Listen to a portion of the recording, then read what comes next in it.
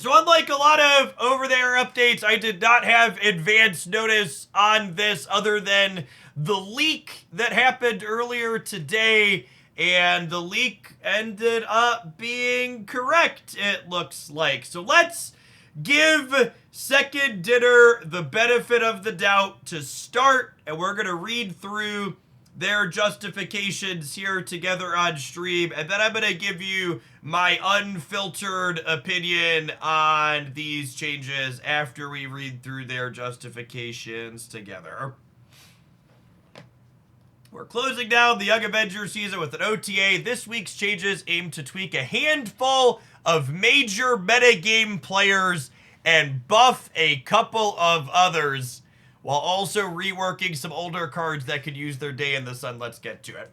I'd like to start by saying the Atuba change is very good. New 410 after each turn, destroy one of your cards here with less power. The would-be Warlord of the Sea saw some meaningful play early on with Armor and Sabu. However, the surge in strength of cards that could fill empty slots have made it difficult for Atuba to justify play in any decks, even like Scar. Given we want more cards that are good against these clog strategies, we decided an Uno reverse with Atuba here, rework design, focus on maximizing Atuba at the cost of other cards. I like this idea a lot. So this is a great design. This means where previously Atuba just like ate shit and died to clutter cards, he's now a good anti-clutter card. He also has deck building synergy with one of my favorite cards, the Hood. So that's nice. This is what I'm interested to read the justification for, because this is the first of several real head scratchers to me. Loki is going from a 3/5 to a 2/2 and losing draw a card. When we updated Loki earlier this month, we said we would come back quickly if necessary. While some doubted his strength early on, we've seen Loki's performance prove that the updated card was one of the strongest in the game. That overshot our goal by a bit. You don't say. You don't say. Strongest in the game overshot by a bit. Though we were happy to see some of the resulting shifts, we're going to try and tone Loki down by making the power less efficient for the cost as we remove the draw and move the card down the curve. If this doesn't work, we may return to adjusting the effect. Narrator, they would likely return to adjusting the effect. Why not just take away the card draw and leave it a 3/5 or a 3/4? Well, one of the elements of Loki we heard loud and clear from the earliest playtests was the number of Loki cards you could access was a big part of enjoying the card. 3 often felt too low, and that was why we added the card draw in the first place. So, you get one less card off of your deck when you Loki, but you still get the same number of cards. I mean, you're slightly less likely to have him on turn 2 or turn 1 in Airship than turn 3, but I don't know that this is going to... What's the best way to put it? I think this is definitely a downgrade in terms of Loki's power level. 100% not close. Anybody telling you this card isn't worse is wrong. However, I think this Loki design to me just feels like a design miss. Mirror matches in card games are one of the singular worst experiences consistently across every card game I've ever played. And having a card like this that lets you play a mirror match on demand is not a remotely fun design in my opinion. At least the old Loki had a strict deck building requirement that had a real cost to allow you to access that mirror match effect. But this new design explicitly has no deck building cost, which means you can literally put mirror match on demand into any deck and have that be a choice that you get to play. And I think that sucks. I just think this design is bad, and I think regardless of its... I think if this design is playable, it's not fun because mirror matches aren't fun. So I think, great, the card's worse. Maybe it's bad enough that people just won't play it and then it gets forgotten, and it's not a big deal because it's just unplayable. But I think as long as this effect is playable in any meaningful metagame percentage, mirror matches on demand below. Copycat is no longer stealing. She's now copying. We're making a tweak to Copycat here as this card's seen dramatically more play than we expected, and the decks have shuffled more than we guessed they would be. Yeah, so that happens a lot with Korg and Rockslide, so that's a fine change. All right, justify me, daddy. Beast is getting nerfed. While it's true that bounce decks have been very strong lately... Oh, have they, Glenn? Very strong. That's only part of why we're making this update. We have some upcoming cards and changes to existing ones that will impact Beast's strength, and we determined the most appropriate solution was to return to Big Beast and move him back up the curve to 3 cost. All right, so our next OTA after today is it's the 12th, right? The second Tuesday of the next season.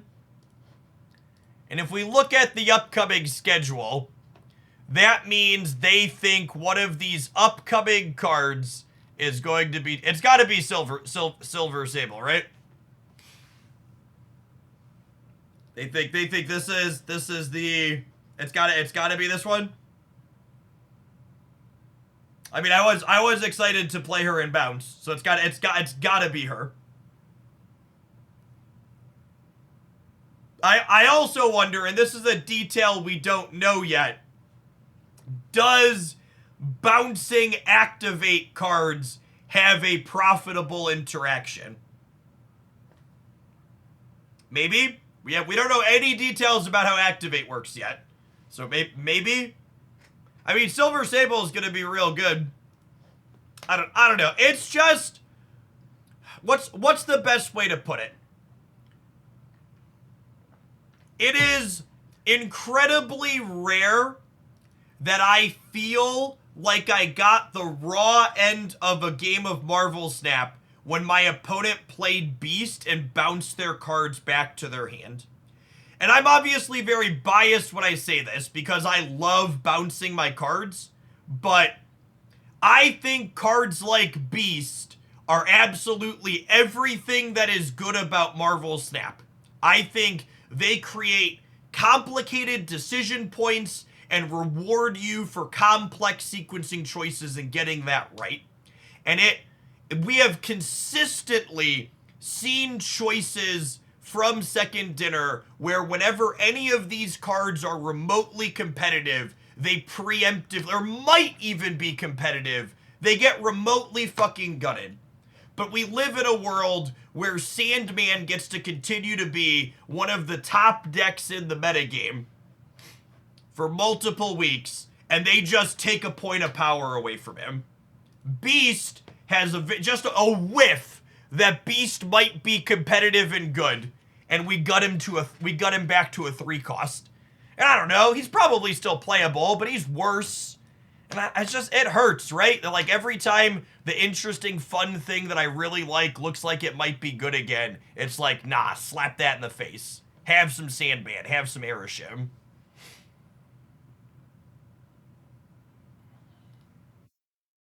This change is strange. What is this? Taskmaster is going to a 6/0. This card doesn't see any play, right?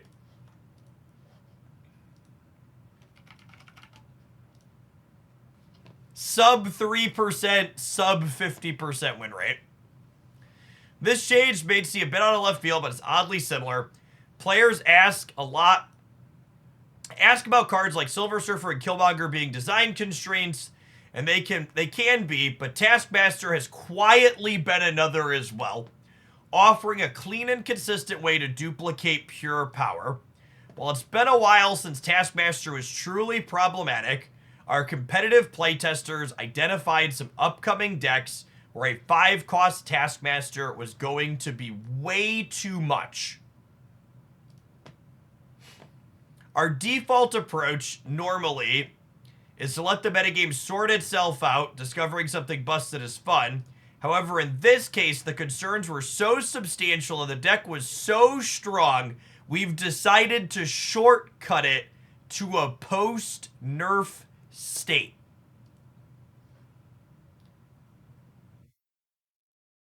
Which of these cards are going to be fucked up with Taskmaster?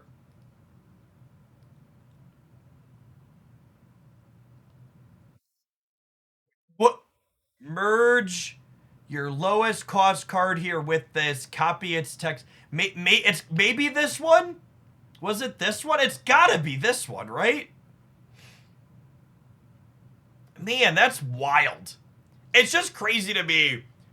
Yeah, I don't know. That's such a weird. You think it's move, bounce, human torch? Yeah, maybe. I just don't see that happening in a world where like Killmongers and all these other brutal interactive cards exist.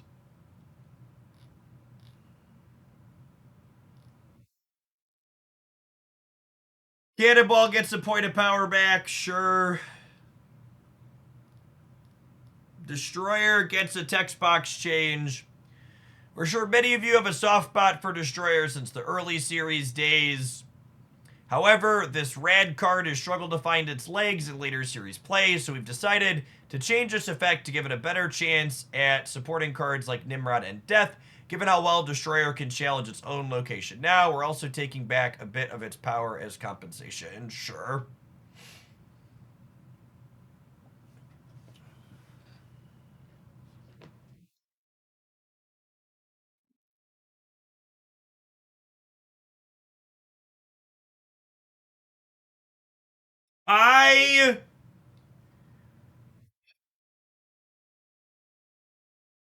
I don't envy Second Dinner because from my perspective, I don't know that any of my personal problems I have with Marvel Snap at the moment that impact my personal enjoyment are necessarily power level concerns. I don't know that this new Loki is necessarily too good, but I think it still kind of sucks to play mirror matches. I think Erishim's performance and play rate is down. It must be down. But its play rate is still the highest by a lot.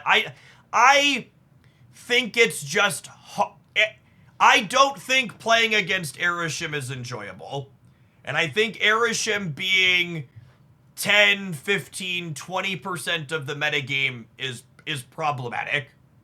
I don't feel like I'm playing regular Marvel Snap when I play against Erishim. I feel like the snapping mechanic largely doesn't matter because they're only 30% to have their Shang-Chi or their Eliath, and then I'm gonna get got by it. I think it's slightly higher in Conquest.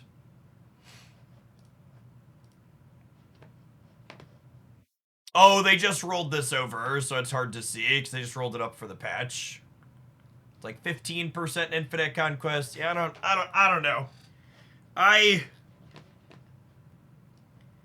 don't think any of the nerfs in this patch meaningfully change the things I've been frustrated about with Marvel Snap's gameplay, and I think they also kneecapped one of the small places I was finding joy by kneecapping Beast. And it's disappointing to see that. And I don't know.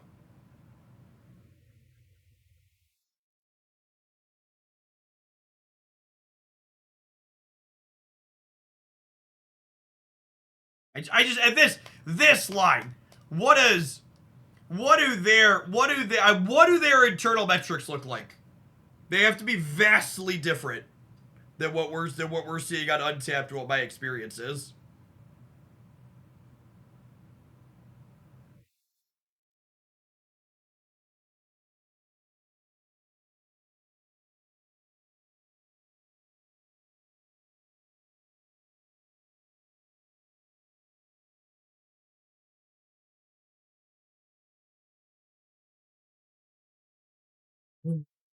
I was thinking about uploading